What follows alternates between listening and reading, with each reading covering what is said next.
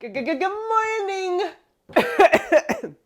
My name is Jennifer, and today I'm making mozzarella cheese. Mozzarella cheese. Mozzarella. I don't know. I say mozzarella. Anyway, I have a love-hate relationship with mozzarella. It's supposedly like super easy. Anybody can make it. It's fast, blah, blah, blah. I have done it like, oh, this is no big deal. And I have bombed lots of times. At one point, I even filmed this whole process with a different version of the recipe, and it bombed. I gave up. I have lots of mozzarella in my freezer. Like, I make it and I have it and I use it, but it's just a little finicky and a little hard. This is not a beginner's cheese. So you might make it and it'd be like totally easy. It's much easier to buy it in the store if you don't want to struggle a little bit. What I have here is 2 gallons of milk, almost to the brim, and I'm going to add a little bit of this milk because it's not quite 2 gallons. There we go. It's full fat, which it doesn't have to be. You can use skim milk or like skim off the cream. Mozzarella is a good one to use if you want to make butter. Like make yogurt with your skim milk, make mozzarella with your skim milk, make like Parmesans and Asiagos and all that with your skim milk or partially skim milk. I'm just going to make full fat mozzarella. The clean is clean enough. It's a lot of fat. You're supposed to start out with room temperature milk before you add the citric acid to acidify the milk. So this is still fridge cold. I'm going to heat it for about 5 minutes just to bring it up to about, 50, 55 degrees. In the meantime, we're going to get our citric acid going.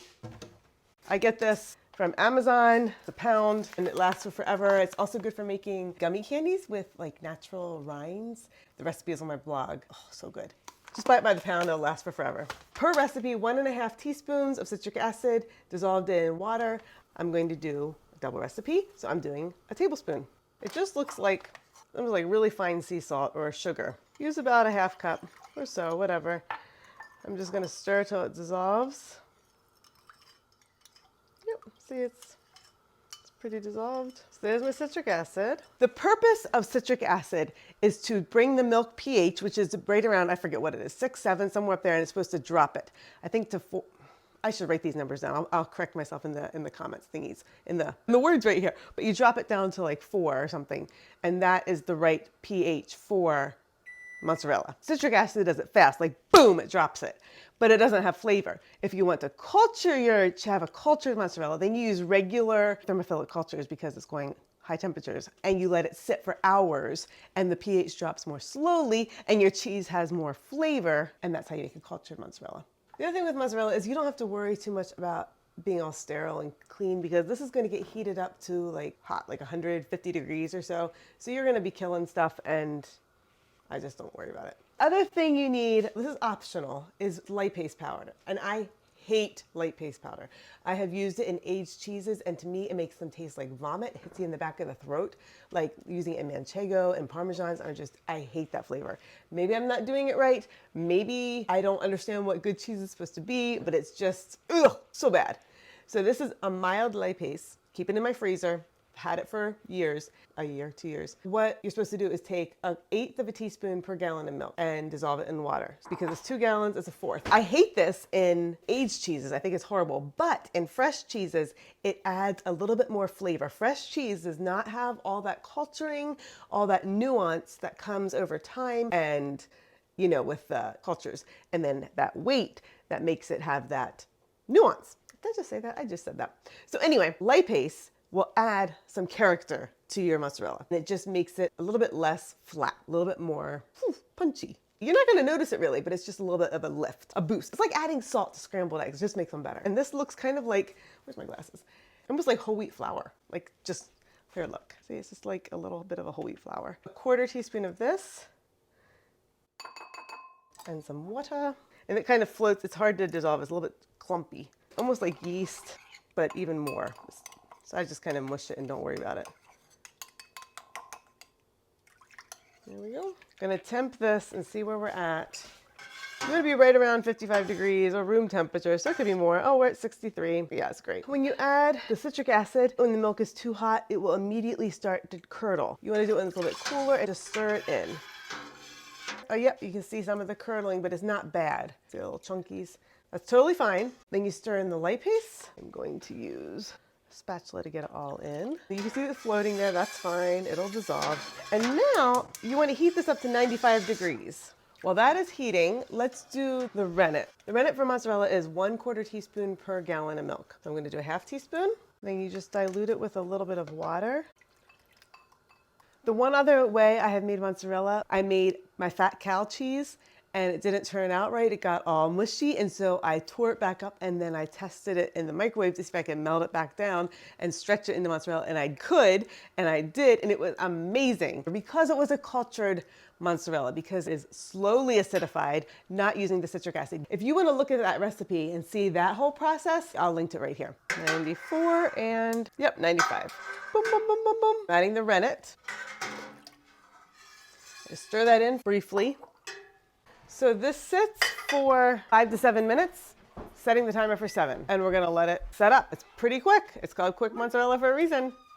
So you splice and then dig down in and lift. And that is set, though it does look a little slumpy to me, and that could be because of all the cream. I think I'm gonna give it 2 more minutes to set. Let's cut and check. Yeah, still kind of loose, but I think it's a little bit firmer. You do not need to be as picky with cutting it. It can be columns, however you want. I'm going to give it 1 minute here just to like heal just a little bit. You don't really need to though. And then we're going to start heating it and stirring it. You can see how much the whey is coming up already. So I'm just going to start slowly stirring this. Oh yeah, it looks really nice. Soft and voluptuous.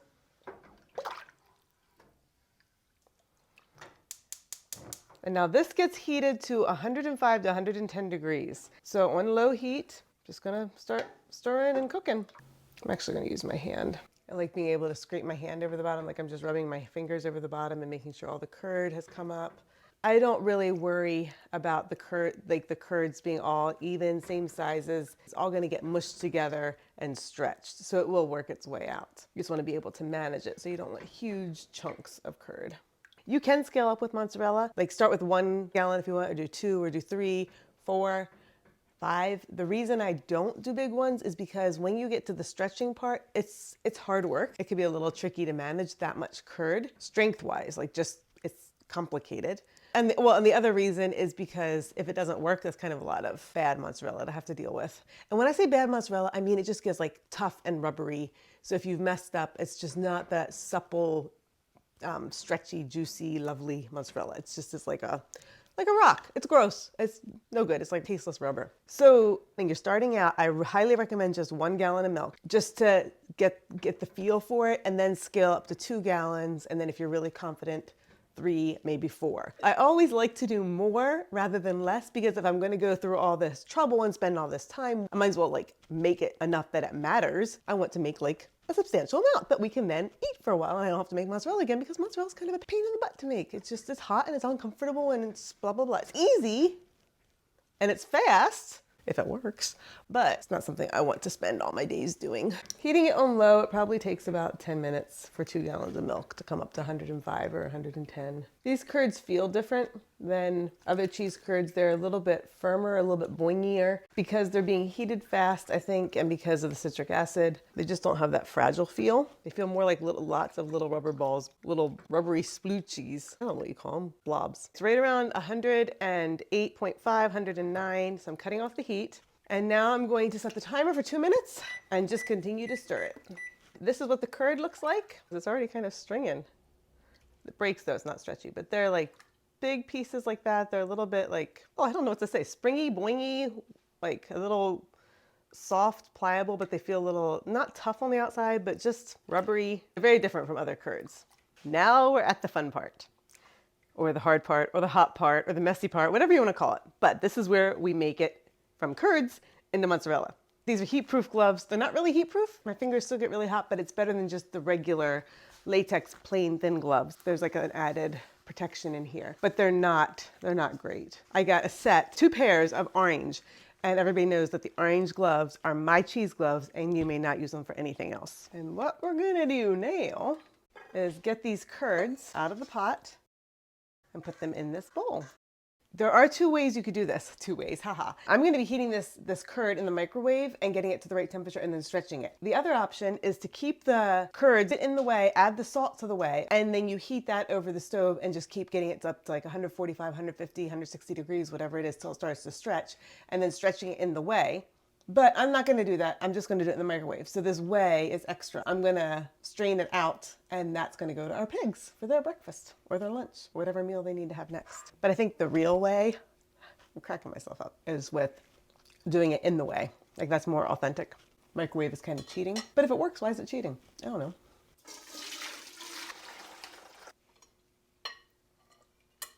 Just press on this a little bit to get some of the whey out. Don't need to be too picky. Just get the excess out. No point in heating it up if you don't need it. So pop it into the microwave. I'm gonna do it for a minute. Just gonna press on it a little bit more to get out more whey. It's getting softer on the edges, but it's definitely not hot enough yet. Just kind of gently folding it. If I started working it really hard right now, it would toughen it. There's no point in doing it too soon. And you'll notice as we go through this heating process, the whey is going to get milkier and milkier. That's like the fat coming out. So that's part of the reason you want to be gentle. You want that fat to stay in the cheese. So back in the microwave for another minute. Go. Go. Yeah, leave. Okay. Oh, watch me drop this. Okay, so here it's changing. It's getting meltier in here. So you can see how it's like a smoother cheese. And look, oh look, this is working. Look how much it's stretching. So that's good. This is beautiful. Beautiful, beautiful. I don't know if I want to press it more. I think I need to start stretching it. I'm going to give it another 30 seconds in the microwave, and then I'm going to start stretching it. Oh, I need to add the salt. I forgot the salt. I should have added the salt right before I put it into the microwave. Salt is optional, but I'm going to do it because I like salt. Tablespoon of salt per gallon. That's generally the rule. If you're going to heat up your whey on the stove and stir the curds in that, I think it's a 1/4 cup of salt per gallon. Let's see how milky that is. Okay, let's heat it for another minute or half minute.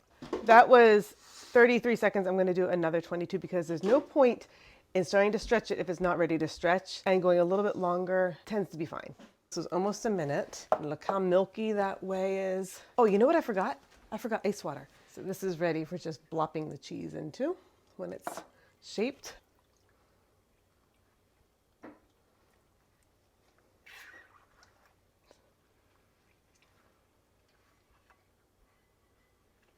You don't need to stretch it many times. I think sometimes I had stretched it too much. You just want it to come together and be, oh, this is like,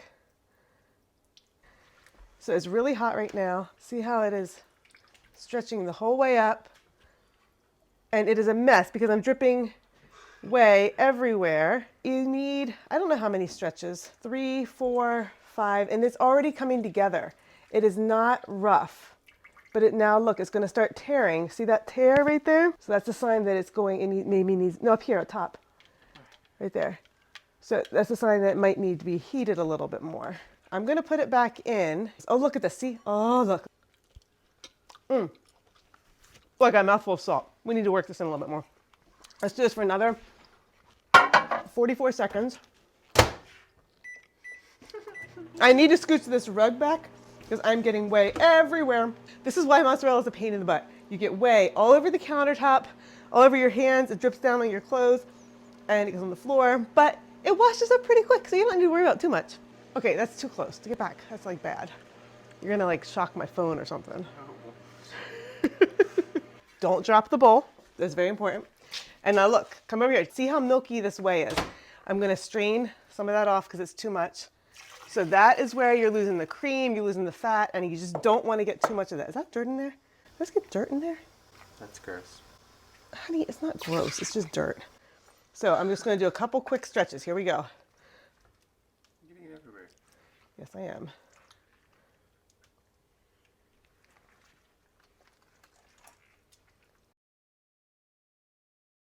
To shape it, you can do all kinds of fancy stuff. You could braid it, you can do knots, you can do whatever. I'm not going to do that. I'm just going to like, oh, this is hard. Like get it, break it off. And then I just kind of like coax it into a ball of sorts, like you're making a bun. And you put it in here and let it set up. Now, the other thing you can do, if you want to do a cheater's way, is just, which I do want to do, get me a square pan, square box with a blue lid real quick out of the drawer. Make sure it's clean. That one right there in the front left. Front left. Front left. Left. Your left, right there. Yes, is it clean? Okay. I have never had good luck with them staying in good shapes. They kind of like soften and just kind of turn into blobs in the fridge, which is fine. Does not matter. But I don't get like artsy little balls of cheese. So what I just do, usually, is plop it into here, squish it down in, and I chill it in this. Oops. And then when I get it out of the fridge, once it's totally cold, it's a block of cheese, and then I just slice it. So you can do either way. This is my favorite way because it's easier. Here's the leftover salty brine, put it there. There is an enormous mess, and I'm going to clean up and refrigerate these cheeses. It tastes really good. It's a good fat, and I haven't weighed it yet. Maybe 2.5 pounds, I bet. Look at that. This is delicious. It's like rubbery, not rubbery, but chewy, like elasticy, boingy, like, so good. It tastes really buttery and it has a good flavor. It's not nothing. It tastes good. Here are the 2 cheeses I stuck in the fridge. I never took it out of the ice water like I should have. And you can see that it's like sliming. If this had been whey, this would not be getting slimy and rubbery like this. That is because the calcium is leaching out. So you need something with calcium chloride in it, or you need whey. What I should have done is taken it out of the water like after 20 minutes or so. But this is fine because this is just in here for a few hours, and now I'm going to use this one. It's all melting for the pizza. This is the other cheese. It got a little yellow on top because it was touching the oxygen. No big deal. I could have put plastic on that if I had wanted to prevent that. Come on. Boom. That is 2 pounds, 3 ounces plus, that's 3 pounds. 3 pounds of mozzarella cheese from 2 gallons of milk. That's good. That's a really good yield. So what I do is just like slice it into thirds, or however much you want. Ooh, stretchy, stretchy. Even when I vac pack these, I wrap them in plastic first because this is a rather wet cheese and I don't want it to get like all sucked out in the vac pack. Or you could just package them up like this in a plastic bag, double wrap them and freeze them. We do this on the low seal. And there we go. That's the mozzarella. And down to the freezer it goes.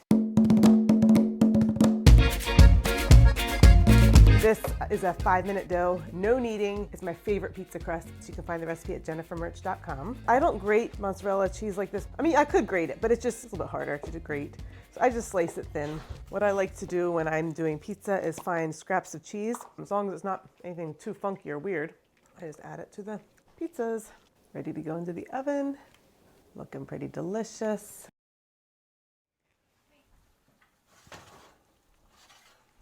You want to cook your foot? See, they're pretty. Okay, someone's excited about her cleats.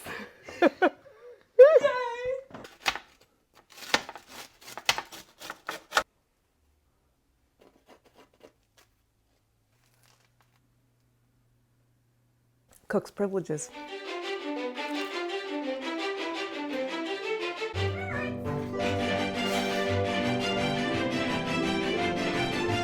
Our father's still too busy to hang out with us. See, that's why we were raised by our mother, because our father was never around. His seat is always empty, but we keep it here just in case it doesn't show up. You never know. Don't mind me. I'll just keep doing the job. You guys eat, and I just worked all day long. And Okay, shush. We're gonna pray.